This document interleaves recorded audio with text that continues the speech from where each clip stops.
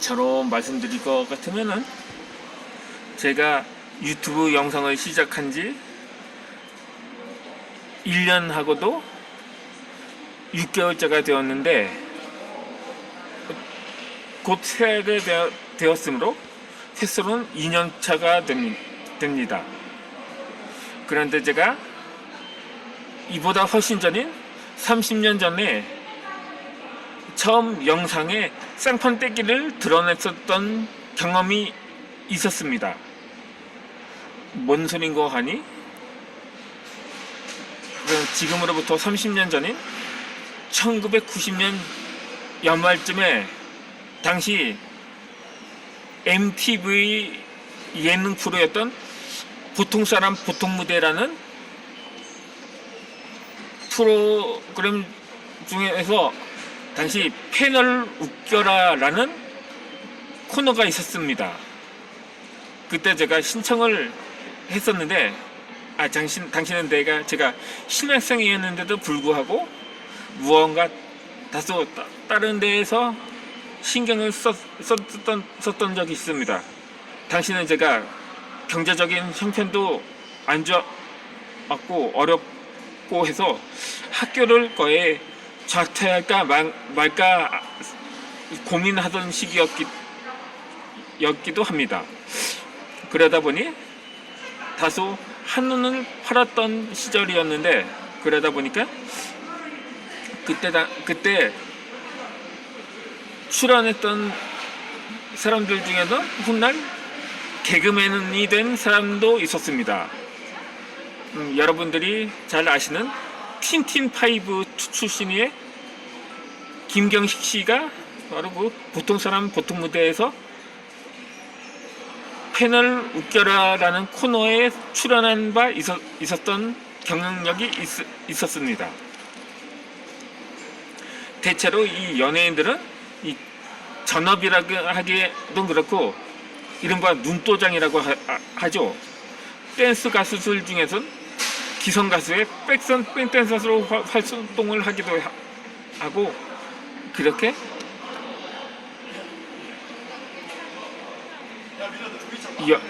연기자 중에서도 주로 단역이나 엑스트라로 눈도장을 찍은 사람들도 많았던 거죠. 그와 같이 저 또한 그때야 제가 유튜브를 할 거라고는 거의 상상은커녕 공상도 안 했던 시절이었으니까요. 이 유튜브라는 말 자체도 없었을 뿐더러 인터넷조차도 생소했던 시절이었기 때문에 제가 그걸로 영상으로 무엇을 하겠다는 생각은 꿈에서도 없었던 때였던 거죠.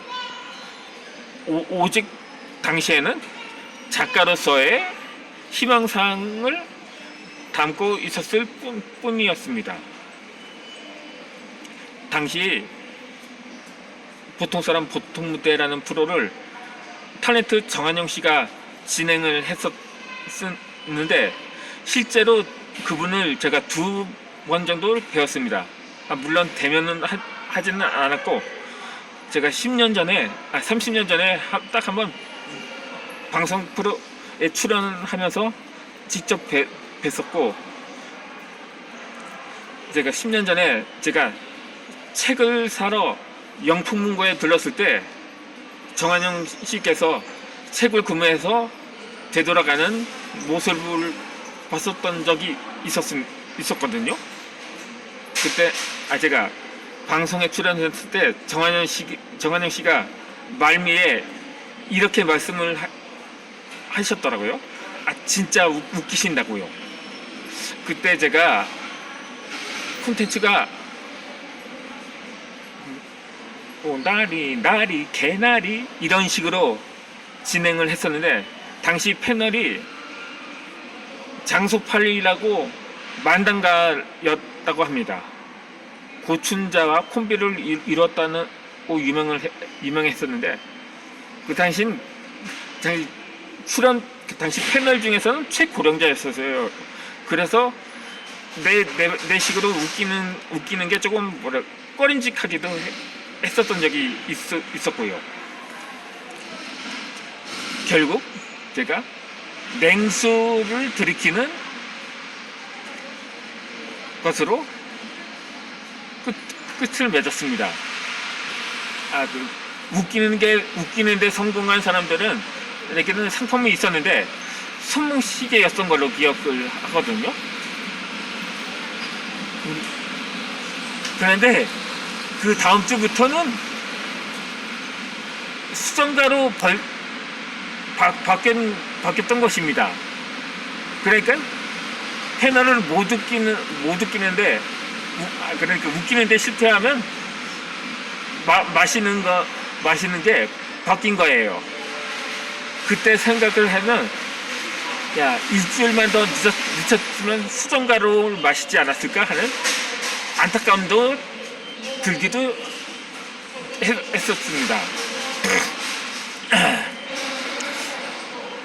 지금 이게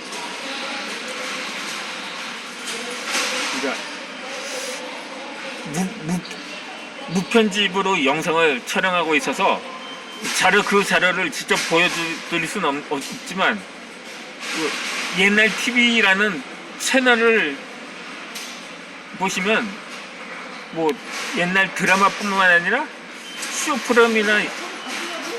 프로그램이나 예능 프로그램들이 이미 옛날 프로그램이 많이 재생되고 있잖아요. 그 중에서 보통 사람 보통 무대라는 프로를 찾아보시면 그때 장소 8편 패널을 찾으시면 어쩌면 저의 앳된 모습을 보실 수도 있을 것입니다.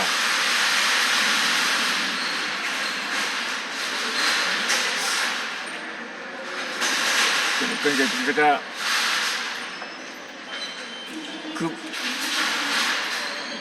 사람의 생각이 그런 거예요. 어쩌면 호기심이라고도 볼 수가 있었던 거죠. 이전에 또 제가 설명드렸던 것처럼 뭐 텔레비전에 내가 나왔으면 정말 좋겠네 이런 노래가 있었던 것처럼 항상 한때 우리나라의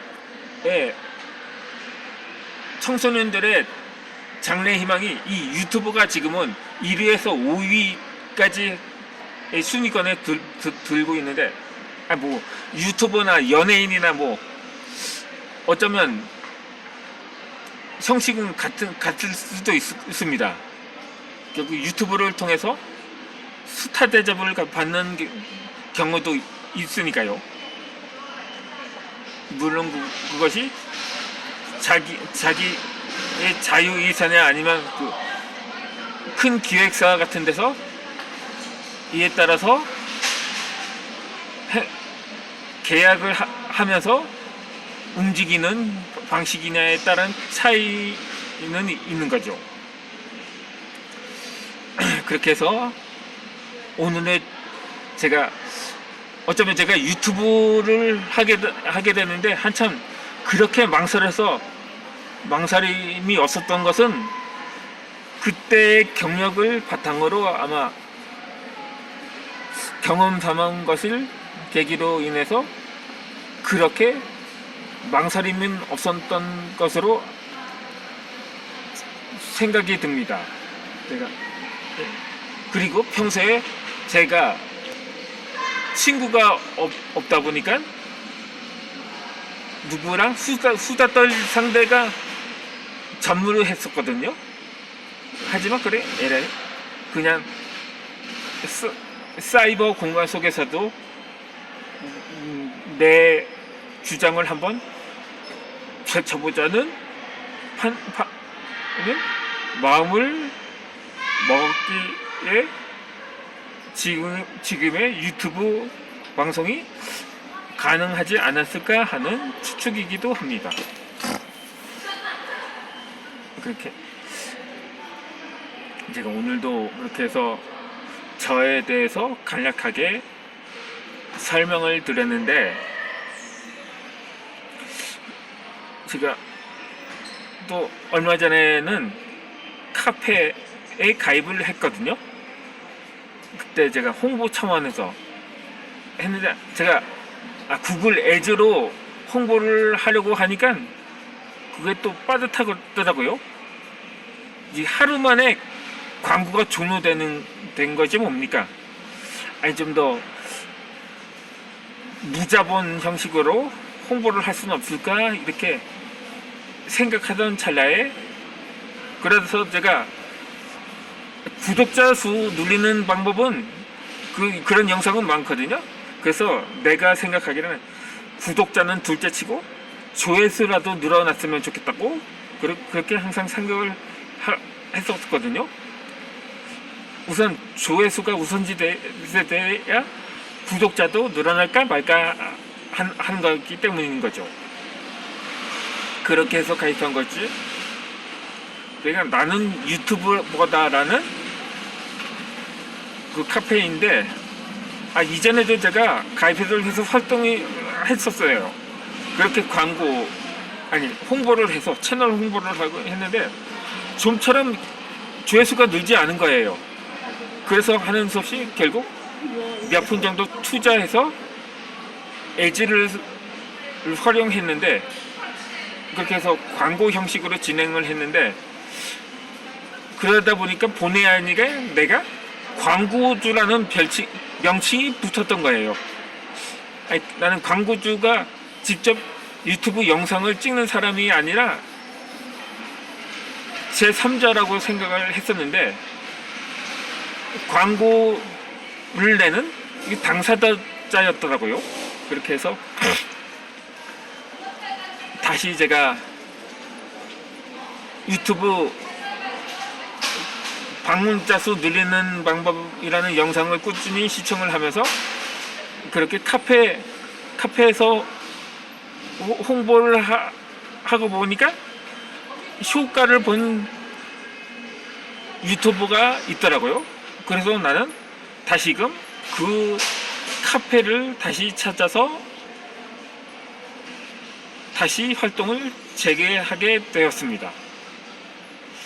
이렇게 해서 저에 대해서는 이번 여기서 마치도록 하고, 이제부터는